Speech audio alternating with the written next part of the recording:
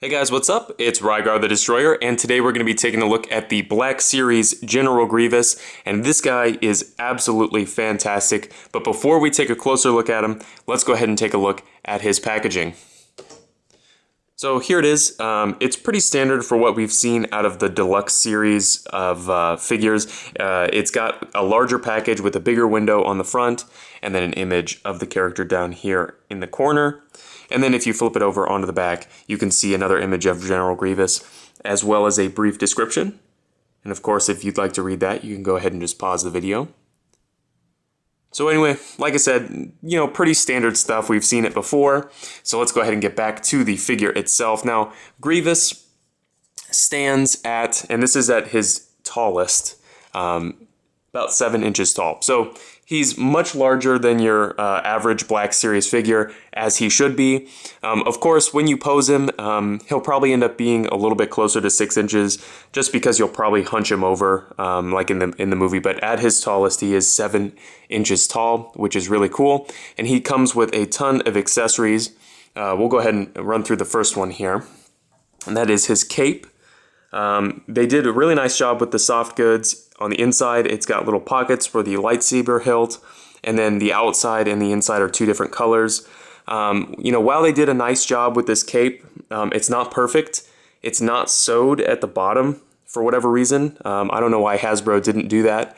And they also didn't print his emblem on the back of the cape, which is really disappointing because the original Vintage Collection Grievous had both of those things done along with the pockets, and it's a 3 3/4 inch scale figure, so a little disappointing. One of the few complaints that I have about this figure is the cape.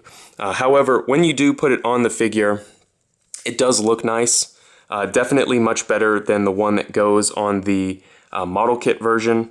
So, if you do decide to pose the figure with the cape, you won't be disappointed. It does look nice. Up next is his blaster. As you can see here, nicely detailed. There's no paintwork or anything, but they used a kind of slightly metallic plastic, which I think does make it look nice. It gives a lot of shadows and makes it look pretty cool. And then he does have 4 lightsabers. We'll go through each one individually. We'll start off with this one. Really nice detail on these, excellently painted, and then a nice translucent blade that is removable on all of the figures. Go ahead and put that back in there. And then up next, the other blue lightsaber. Again, really nice detail on these. Moving on to the one of the green ones.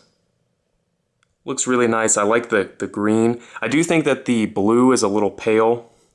Especially in real life, it's a very pale blue. It does look nice though. And then last up is this one.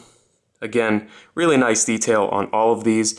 And one thing that they did, which I think is nice, is they made the lightsaber hilts a little chunkier so that they fit in his hands nice and snug, which is nice. Some other General Grievous figures I have don't actually grip the lightsabers very well, so I'm glad that Hasbro took the time to make sure that that works. Now, as far as articulation on this figure goes, they did a really amazing job for the most part. There are a couple small problems, and we'll kind of talk about them, but for the most part, it's an absolutely fantastic figure. So up here in the head, he's got a ball peg, and then at the base of the neck, he's got a ball peg, which gives him a ton of range of motion, and it really looks nice. And all of these little tubes and stuff in his neck are fairly soft, so they don't get in the way of the articulation at all, which is really nice.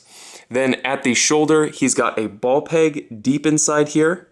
You can see that, and it is on both sides. And then the shoulders are on ball hinges. So you get a really nice range of motion on those, and they do swivel. One thing I will say, it's kind of hard to see on camera, but the way they're attached is at a very thin point. So this one here at the back doesn't want to move for me, and I'm going to have to be very careful when I move that because I don't want to rip his arm off by accident. But that being said, the articulation is incredibly well done in the shoulders. It really does move nicely. And as you can see, I've got one arm set split apart here, and then the other one is together. It's the same thing on the other side. You just kind of push these joints together, and they stay fairly nice. And the shoulder pad and everything is kind of a soft material, so it doesn't get in the way. Moving down the arm, you have a swivel on all of them, kind of in the bicep area, and then a hinge at the elbow on all arms, and then a swivel in the forearm. So you get a really nice range of motion on all these. There is no articulation in the wrist, and I think it's just because of how small the wrists are. They just moved it up into the forearm. All of the articulation is the same when they're put together. However, it is a little bit, more restrictive. Obviously, you can't swivel the arm as much. You can still swivel it, as you can see here, with the arms connected together. You just can't get a full 360 like you can on the other arm. And you can still bend the elbows as well, which is a really nice touch, and it doesn't always want to stay together, but if you get the joints lined up fairly well when you put them together, it won't want to pop apart too much. At the torso, he's got what feels like a single ball peg here. Again, like at the shoulders, the chest plate and the back is kind of made of a softer rubber, so they don't want to get in the way as much. They do still kind of get in the way, but that's, just the design of the figure, so not much Hasbro could do there. At the hip, he has ball pegs. They don't have the greatest range of motion out to the side, but forward, it's really excellent range of motion. And this piece here, again, made of a soft material, so it doesn't want to get in the way when you're posing the figure. He's got double jointed knees, excellent range there, and then he's got an ankle, I guess you call this his ankle, hinge here, and his second ankle or whatever. I'm actually not entirely sure what you would call this. I guess second ankle, we'll go with that. There's a hinge, ball hinge with a swivel. Mine it's a very small joint in there, and it's like the shoulder is a little stuck, and I want to be very careful when I move that, so I'm not going to move it on camera because I don't want to rip his foot off. So overall, this is an absolutely fantastic figure. It's one of my favorite characters from Star Wars, and I think Hasbro did an excellent job, bringing it to life as an action figure. There are some small, problems. Some of the articulation is a bit fragile, and, his cape is not the greatest, but overall, they just did a fantastic job.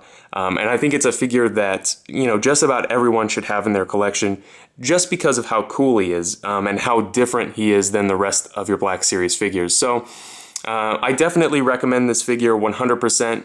If you have any comments or questions, please leave them down in the comment section below, and I guess I'll see you later.